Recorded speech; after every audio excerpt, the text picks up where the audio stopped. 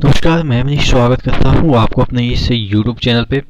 दोस्तों, एक बार फिर से आपके सामने कुछ चुनिंदा प्रश्नों का सीरीज है, तो ये आपके एनटीपीसी सीवीटी 2 के लिए काफ़ी उपयोगी हो सकता है, तो आप थोड़ा सा पेशेंस रख के इसको ध्यान दीजिएगा। पहला क्वेश्चन है, the substance and the shadow किसकी आत्मकथा है? ये ऑटोबायोग्राफी है या substance and shadow? The substance and shadow Dilip Kumar ji का एक ऑटोबायोग्राफी है। ठीक है, तो इसको ध्यान रखिएगा। ये आपके CHSL में हाल ही के जो पेपर हुए हैं उसमें जो कंडक्ट हुए हैं उसी में ये प्रश्न पूछा गया था। अगला प्रश्न है, विश्व प्रेस स्वतंत्रता सूचकांक यानी कि वर्ल्ड प्रेस फ्रीडम जो इंडेक्स होता है उसी के बारे में पूछा गया है कि उसको कौन जारी करता है या प्रकाशित करता है। होता ना कि बहुत सारे जो डिफरेंट देश हैं वहाँ पे ये पता लगाया जाता है कि यहाँ की जो प्रेस है उसको कितनी स्वतंत्रता है, यानी कि वो सरकार के अगेंस्ट भी कुछ बोलती है तो क्या उस पर पाबंदियाँ लगाई जाती है, तो उसी से संबंधित ये चीज़ें हैं। तो ये है जो छापती है वो आपके रिपोर्टर्स विदाउट बॉर्डर। अब विश्व की बात है तो रिपोर्टर कहीं भी चले जाते हैं, तो उसी से संदर्भ आप ले सकते हैं इसको याद करने का। और नॉर्थ कोरिया जैसे कंट्री वगैरह तो उसका सूचकांक ऑब्वियस है कि कम रहेगा, क्योंकि वहाँ पे कुछ भी लिखने या बोलने की स्वतंत्रता नहीं है। इवन मीडिया वाले भी जाते हैं तो उनका कैमरा वगैरह पोर्ट एयरपोर्ट पे ही जब्त वगैरह कर लिया जाता है, और मतलब कि टूरिस्ट वगैरह लोग जाते हैं तो वैसे तो रिपोर्टर वगैरह को जाने ही नहीं दिया जाता, क्योंकि रिपोर्टिंग वहाँ पे अलाउ ही नहीं है फॉरेन के लिए। नहीं तो आप देखेंगे कि वहाँ का जो भी कोई सिस्टम है उसके बारे में जल्दी मीडिया में नहीं आती है। क्यों नहीं आती है? क्योंकि वहाँ पे रिपोर्टिंग करने दिया ही नहीं जाता है। ठीक है, तो आगे देख लेते हैं। तिरंजी खेड़ा जो पुरातात्विक स्थान है वो कहाँ पे है?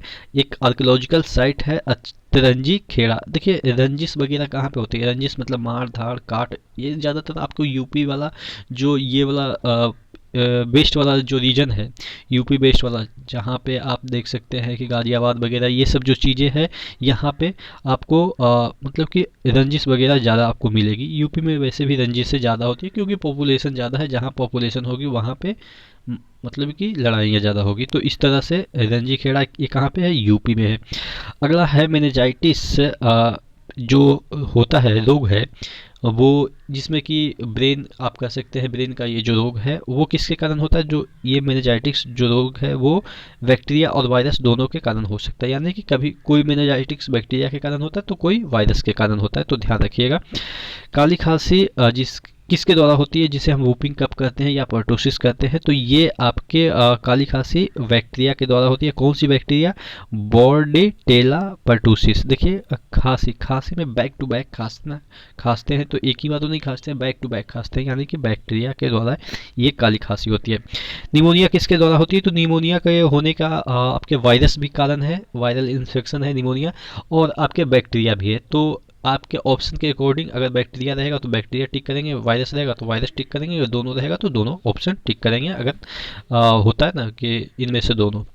ठीक है, लेजिम या आप कह सकते हैं लेजिम डांस, यहाँ पे LEZIM है और इसको लिख सकते हैं LAZIUM। ठीक है, तो ये जो लेजिम डांस है वो कहाँ का है? तो देखिए, जो महान राष्ट्र होंगे वहाँ के जो लोग हैं वो लेजी होंगे। लेजी इन द सेंस कि क्योंकि ऑलरेडी महान है तो यानी कि वहाँ पे सब चीज़ अवेलेबल है तो लोग लेजी हो ही जाएंगे, तो यानी कि महाराष्ट्र का ये लेजिम डांस है।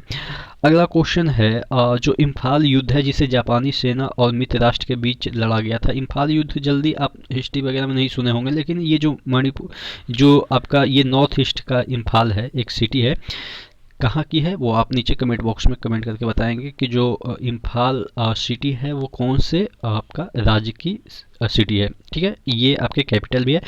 तो ये इम्फाल जो युद्ध हुआ था तो ऑब्वियस है यहाँ पे आप जानते होंगे जो कि सुभाष चंद्र बोस हैं जो जब अटैक किए थे तो ये नॉर्थ ईस्ट पे अटैक किए थे। तो यहाँ पे जो इम्फाल युद्ध है यानी कि ये जापानी सेना के बीच हुआ था। हालांकि उस समय जापान यहाँ पे इंडिया पे कब्जा करना चाह रहा था।